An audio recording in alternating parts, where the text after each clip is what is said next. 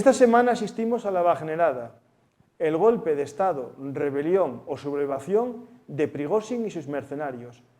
Para saber qué sucedió, contamos con la ayuda de Juanjo Prego y también nos dirigiremos al frente de batalla con José María y sus mapas. Comenzamos.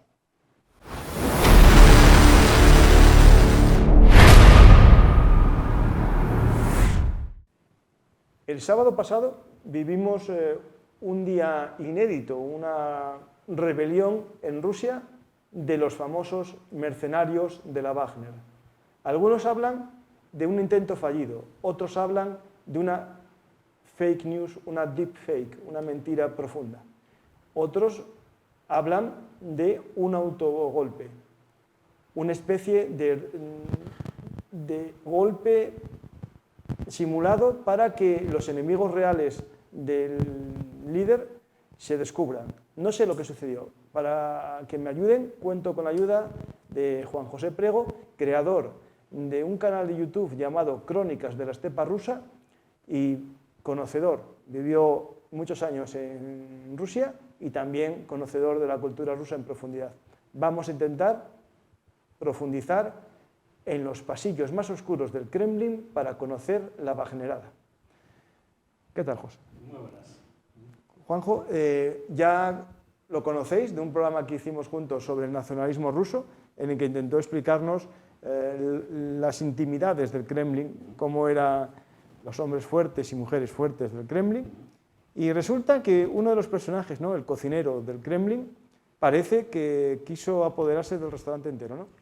Sí, bueno, es lo que aparenta, ¿no? Ese golpe de Estado que a primera vista parecía que era contra Putin, cosa que en mi opinión no lo es simplemente una medida más contra Shoigu y Gerasimov contra el propio Putin, pero que realmente al final todo parece indicar que es más un tema económico, porque el día 1 de julio, nos queda mañana, es cuando era la fecha límite en la cual todos los mercenarios, batallones de voluntarios y tropas de todo pelaje que no estaban dentro de las Fuerzas Armadas rusas tenían que meterse dentro y ser absorbidas y ser controladas por el Ministerio de Defensa, a lo que Wagner se negó y por lo que se comenta recibió un mensaje o recibió varios mensajes diciendo que no iba a participar más en las operaciones de guerra hasta que no aceptara ese punto, hasta que no aceptara su inclusión dentro de las Fuerzas Armadas. Prigozhin se negó y no iba a recibir más dinero. Con lo cual, para un señor que es un empresario, aunque sea un tipo oscuro, es un empresario, cuando le quitas su mayor juguete, su mayor fuente de beneficios, que en este caso son los mercenarios, pues pueden pasar cosas como estas, que se rebela contra el sistema.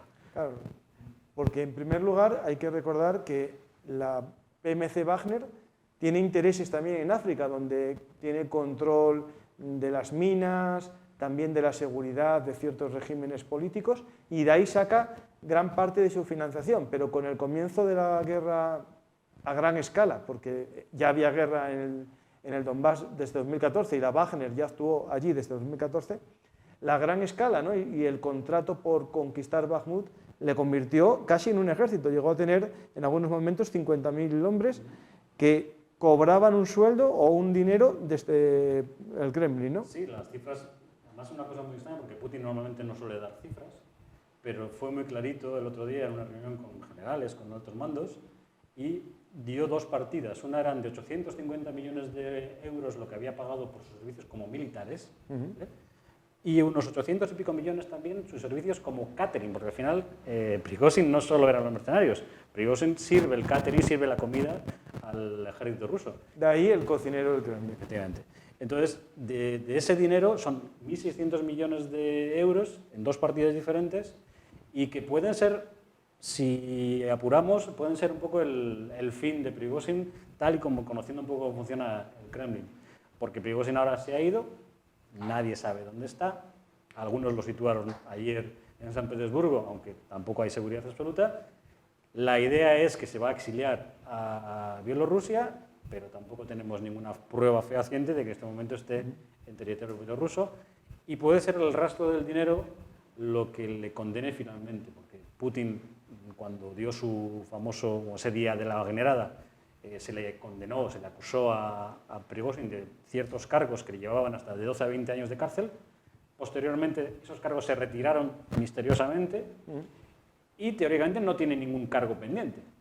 Con lo cual, el Kremlin, que tampoco olvida, buscará alguna manera de empurarlo y trincarlo. Esto hay que recordar que justo para finalizar la rebelión, ya en la noche casi ya de ese día sábado, el sábado pasado, se solucionó todo llegando a una especie de acuerdo en el que las tropas de Wagner se retirarían.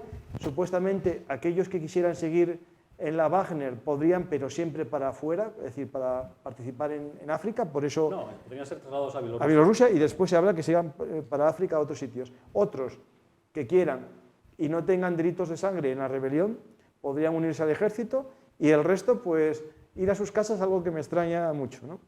Bueno, al final muchos son exconvictos que después de 6 meses conseguían el perdón del Kremlin. Entonces puede ser tranquilamente que ya no tengan ninguna deuda pendiente por haber estado esos 6 meses en el frente y haber sobrevivido, entonces pueden regresar perfectamente a sus casas, pero sí, con el peligro que van a tener a sus vecinos. Claro, y una pregunta, aquí yo soy malo, malote.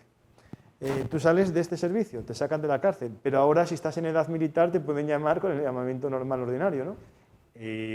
A ver, podría haberse, pues si hay otra movilización, claro, claro, podrían volver a llamarte, desde luego, eres un ciudadano como otro más, entonces podrían volver a llamarte, pero bueno, vamos a ver, por ahora no hay, por lo menos yo no veo signos, después de parada esta Wagnerada, no veo signos por ahora de que haya una nueva movilización, porque eso sería, digamos, la resolución, la decisión más extrema de Putin, y a Putin es una persona que no le gusta tomar decisiones. Aunque parezca que sí, es un tipo que las decisiones duras las deja correr, las deja madurar, como a ver si caen solas, ¿no? Entonces no es un líder que sea capaz quizá de tomar decisiones rápidas, y en este momento lo hemos visto en la Wagnerada, ¿no? Como avanzaban los kilómetros, Prigozhin y su tropa tomaban Rostov, seguían, avanzaban y no pasaba nada. Entonces, ¿qué pasa? Y eso es importante también entender, porque en un primer momento se llevó la gloria a Lukashenko, como bueno, pues interviene, pone paz, yo me llevo a Prigozhin, no sé qué, no sé cuántos, pero desde los últimos 3 días para aquí los medios rusos están intentando dar la vuelta a la tortilla y crear la sensación de que fue Putin otra vez el que mandó y cortó y pinchó. El buen rey, ¿no?, que controló al siervo que se había enfadado por un motivo que no era el rey, sino el mal gobierno. Efectivamente, lo que Prigozhin decía es que quería, digamos, estaba protestando contra el descontrol que había dentro de las Fuerzas Armadas y el desgobierno y cómo se estaba llevando mal la guerra. Y realmente las apariciones públicas de Putin en estos últimos 2 días han sido extrañas, cuando menos, ¿no? De ser una persona que pide una cuarentena de 1 semana a los corresponsales de guerra para reunirse con él en el Kremlin. Lo vemos ayer o hace 2 días en Daguestán, en Derbent, abrazándose, besando a la gente en una cercanía que realmente se queda como diciendo, ¿esto qué es? ¿No? Este no es mi Putin, me lo han cambiado. Hombre, era Putin, pero parecía en momentos un poco extraño el rostro.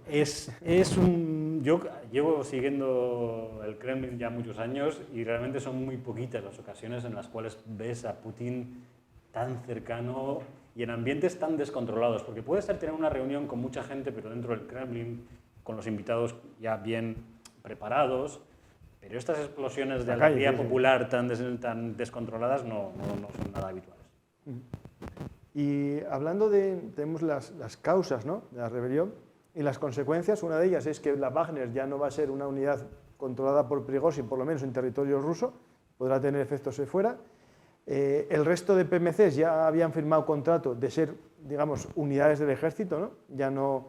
Esto al final, seguro que hay gente que le recuerda la Guerra Civil Española, cuando las milicias populares fueron puestas en disciplina por el ejército republicano y hubo una rebelión de los anarquistas frente al ejército y hubo, bueno, sabéis todos cómo se acabó en aquel momento con la revuelta de las milicias que se negaban a la disciplina conjunta, ¿no? Algo así es lo que quería Rusia, pero hay que recordar que para Prigozhin los culpables de todo son los que ahora quieren unificar a las tropas Wagner, serían Shoigu y Gerasimov. Pero Shoigu y Gerasimov son 2 personajes que han demostrado una cosa muy importante para Putin. Putin valora ante todo y sobre todo la fidelidad. Y Shoigu y Gerasimov le han demostrado ser fieles. De hecho, hemos visto en últimas encuestas cómo la popularidad o la valoración de Shoigu apenas bajaba, mientras que la de Putin, después de todo esto que ha pasado, con encuestas hechas, las encuestas en Rusia son encuestas en Rusia y hay que tomárselas con cierta calma, ¿no? Pero se veía que las encuestas en Rusia mantenían a Putin a un nivel que, bueno, al 75-78% de popularidad, por así decirlo, ¿no? Ahí no hay cambios, eso es más estable. Eso sigue igual, ¿no? Vale. Entonces, ¿quién puede caer? Pues se habla de Surovikin. Surovikin no se sabe dónde está, pero yo también digo, anda, antes de la Wagnerada tampoco sabía dónde estaba y nadie se preguntaba si le había pasado algo. Que el vídeo en el que aparece Surovikin ahí sentado en una mesa extraña, puesto contra la pared, sí, sin rango de general. Es verdad que tiene un arma en la mano, una PP-2000. Bueno, pero eso puede ser A3 o tranquilamente. Puede ser sin munición, sí. Entonces, no, ¿que ¿dónde está Prigozhin? Oye, ¿pero dónde está Surovikin? La hija, hubo un audio ayer que decía que estaba bien, pero bueno, esas cosas te las puedes creer o no. Si quieres te las crees, es fe. Por ahora no hay ninguna confirmación de nada, no sé, incluso canales rusos que normalmente suelen sacar este tipo de exclusivas, que son los primeros que se enteran porque les facilitan, les filtran las cosas, nadie ha filtrado nada. Entonces, por ahora yo no me arriesgo a decir que Surovikin esté detenido. Pues sobre la Wagnerada hay muchas cosas que la historia nos dará el espacio y la información para entender el porqué. Está claro que todo tiene que ver con el poder, con la lucha por el poder y el dinero que siempre acompaña al poder, en este caso, puede ser una de las pistas que tenemos que seguir. Cuando hablamos, durante muchos programas, que a los soldados de rusos se les veía malnutridos, estamos viendo que dinero había, lo que pasa es que no sabemos cuánto llega o cómo llega o cuánto desaparece por el camino, ¿no? Creo que será más de la comisión del 3% lo que desaparece. En la corrupción en Rusia puede ser, en el ejército ruso, puede ser uno de los grandes puntos a favor de Ucrania en esta guerra. Sí. Pues algo interesante, que es dónde va a sacar Rusia tropas sin tener que hacer una nueva movilización llamando a reclusos. Está ahora los Storm Z, que eran voluntarios de las cárceles, llamaban gente, y ahora, hoy, vuelven a estar hablando, que se está ya haciendo, las llamadas compañías penales, que en la época soviética, en la época de Stalin, eran aquellos presidiarios que estaban en edad militar, son llamados a filas como servicio militar, pero no como servicio militar ordinario, sino a estas compañías penales, que al parecer es el subterfugio que encuentra el Kremlin para mandar tropas de conscriptos de servicio militar fuera de Rusia, porque hasta ahora no podían y los jóvenes estaban haciendo servicio militar en el interior. Ahora los jóvenes de las cárceles van a ir a estas compañías de castigo. Iremos viendo cómo van apareciendo, porque eso implicaría un uso muy sangriento de estas tropas, como fue así en la Segunda Guerra Mundial. ¿Qué tal, José María? Hola, vamos al frente de batalla con estas tropas de castigo, ¿no? Sí, bien. Pero quería plantearte una cosita, si no te da más, enlazando con lo de Wagner, que también tiene su derivada al frente de batalla. Desde fuentes prorrusas se da por hecho que los Wagner que ahora encuentran refugio o asilo en Bielorrusia, que allí se les va a acantonar en diversos establecimientos o bases de cara a amenazar la frontera con Ucrania con una posible incursión, invasión, etc. ¿Tú oíste eso? ¿Qué crédito le das? A ver, y por fuentes que están bien informadas, sí, hablan de la creación, por lo menos de un campo, sí, en la zona de Mogilev, que está a unos 200 sí, kilómetros de la frontera con Ucrania, 200 kilómetros. Sí, sí. Por el tamaño del campo, hablan de poder unos 8.000 hombres. 8.000, sí, sí. Pero yo dudo mucho de que reúnan tanta cantidad, porque el Kremlin, los negocios de Wagner en África se mantienen, y como tal, como Wagner, y ya se está viendo traslados de tropas, de gente de Wagner a África otra vez. Entonces, dudo mucho que puedan reunir incluso, quizá unos 5.000, 4.000, 5.000 soldados, 4.000, 5.000 soldados para unas fronteras que están ya bien pertrechadas y defendidas, no creo que cambie. Esto hay que recordar que cuando intentaron llegar a Kiev sin ningún tipo de defensa, se quedaron en las afueras. Ahora que toda esa zona está minada, con fuego de artillería, con fuego... A ver, no creo que sea el objetivo. Yo lo que oí tiene que ver con África. África es esencial, no solo para Wagner, sino también para el Ministerio de Exteriores ruso. Es decir, lo dijo, que África sigue siendo esencial Wagner. De hecho, ha sido Lavrov el que ha dicho que Wagner seguiría trabajando en África. Sí. Y hay que recordar que todos los países del Sahel que están ahora digamos, en la atmósfera, ¿no? En el entorno ruso, dependen de la asistencia de Wagner allí. Y cuidadín, si Wagner no hace su trabajo, hay otras PMCs a muy buen precio, que son las PMC chinas, que están creciendo mucho en África, por lo tanto, no pueden dejar ese mercado sin cubrir. Y no les vale que les envíen cualquiera, tienen que ser personas con entrenamiento. Por eso el cuartel de entrenamiento en Bielorrusia.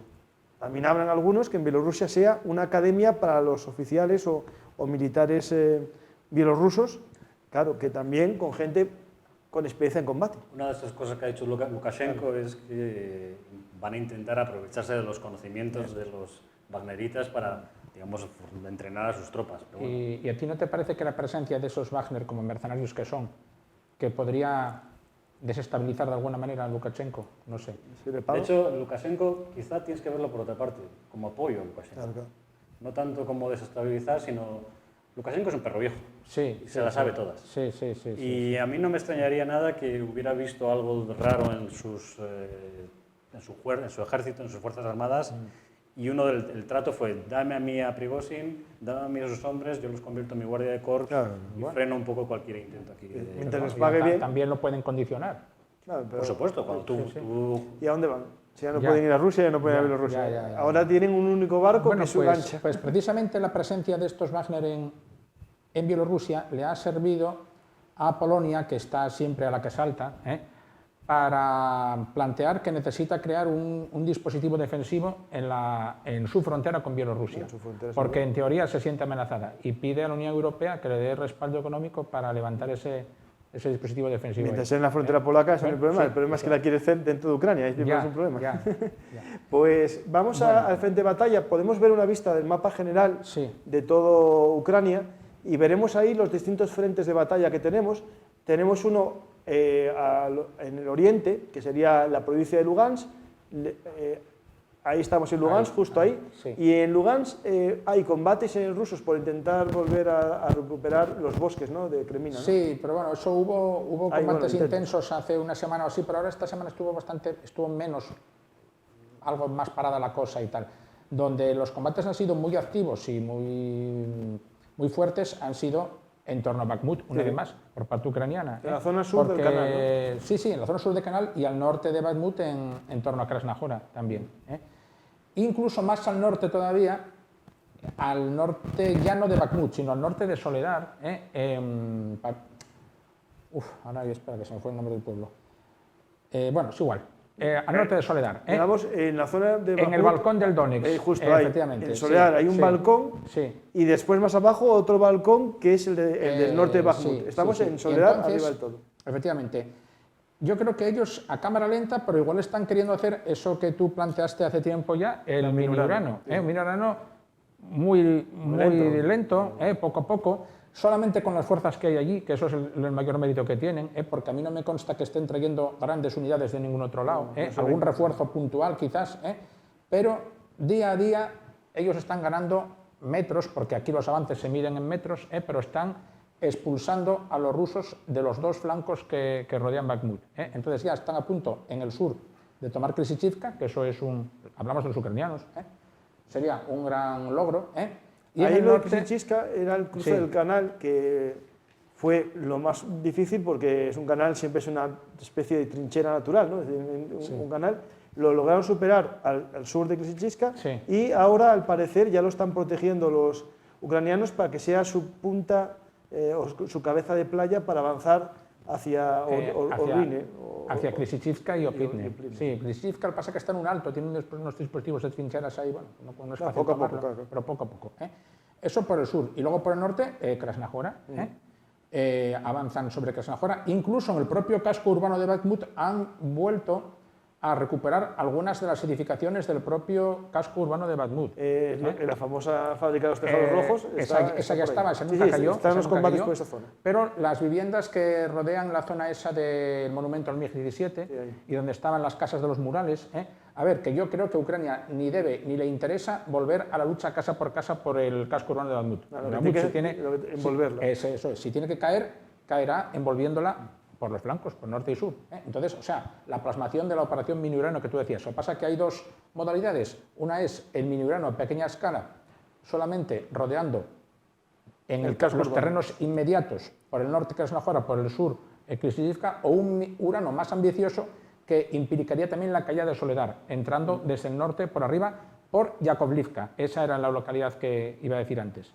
Entonces eso ya implicaría desplazarse desde el balcón del Donetsk más hacia el norte y más hacia el este. Ese ataque que tú dices en Yakovlivka lo que está haciendo es que las tropas que se vean rodeadas, ¿no?, en el ataque a Krasnahora, que estaría por el sur, y a esta ciudad, cerca de Soledar, quieran salir de la bolsa, y eso permitiría que cayese todo ese frente y el norte de Bakhmut se liberase. Por eso es ese doble embolsamiento. Para facilitar es decir, sería el avance. hacer lo mismo que hicieron los rusos en su día, pero al revés. Al revés. Solo que desde el y lado, al mismo ritmo que ellos. También, desde el lado contrario. Una operación que yo veo posible, factible, y que brindaría a Ucrania un triunfo, un logro, no decisivo para el fin de la guerra, pero sí moralmente y políticamente presentable, ya que, por lo visto, no consiguen avances decisivos de momento en el frente sur. En el frente Hay que recordar que la estrategia de la victoria en esta guerra no es la batalla decisiva, porque la igualdad de medios es un 50-50 en el frente de batalla real, y la única forma es la famosa aproximación indirecta, ir desgastando al enemigo en cualquier sitio. Aquí ¿Y qué es lo que está haciendo ahora Ucrania, yo creo? Poco a poco. Como en esta guerra, como en todas, la toma de ciertos objetivos tiene un valor militar intrínseco, pero luego hay otros valores que son políticos, simbólicos. Y quizás, a lo mejor, desde un punto de vista puramente militar, operativo, la toma, yo qué sé, de Pologi tendría más valor que retomar Bakhmut. Pero nadie en el mundo sabe qué es Pologi, pero sí que en el mundo, todo el mundo sabe qué es Bakhmut y el golpe, el palo político para el Kremlin, que con lo contestado que está el poder de Putin ahora, de que los ucranianos ahora dentro de 15 días, por poner, retomaran Bakhmut, sería tremendo.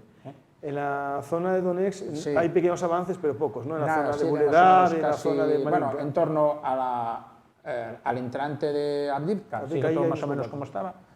Los ucranianos contienen los esfuerzos rusos en Marinka y por ahí, eso se mueve muy poco. Ya entrando en lo que es el corredor Vuhledar, aunque todavía pertenece al Oblast de Donetsk y ya forma parte de lo que yo llamo el corredor, ahí hubo avances ucranianos cortos de 1 kilómetro o así. Y luego ya entramos... Nos vamos a Zaporilla. A Zaporilla, donde... Al mapa de Zaporilla, para que lo vea la gente. Esto es, donde tanta gente espera que se manifestara o que se manifieste aún el gran esfuerzo principal de la ofensiva que no acaba de llegar. Entonces ahí hay, más que ejes de avance, hay áreas de presión o áreas de avance, que una de ellas era donde los ucranianos obtuvieron éxitos más notables, el área de Velika Novosilka, el saliente, que ahora ya no es saliente, ya lo han logrado reducir. Luego ahí el último éxito significativo fue la toma de Rivnopil, un asentamiento que los rusos... Rivnopil era lo que en el último programa hablamos de que había una intención de embolsarlo y los rusos inteligentemente se replegaron. Bien, no hizo falta embolsarlo, se fueron los rusos antes. No, es lo que tienen que hacer, si no se caen en la bolsa. Y después en el área, digamos, más defendida, en el área que va en vertical de Orejifa-Tomák, ahí los ucranianos han llegado a las puertas de Robotine, en un área donde ellos tuvieron las pérdidas mayores en los primeros días de la ofensiva, aquellos días que, los rusos tanto festejaron el segundo o tercer día, cuando vimos las imágenes aquellas de los Leopard y los Bradleys.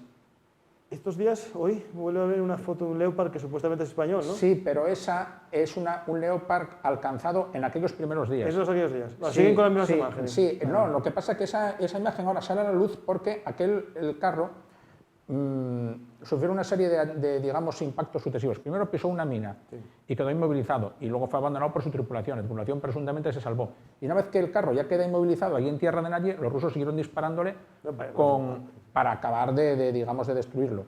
Con Lancets y con misiles anticarro. Y el carro quedó allí, como otros vehículos, varado, abandonado en tierra de nadie, y ahora los ucranianos han tomado esa zona gris y han recuperado los restos. Pues los rusos dicen que es otro más.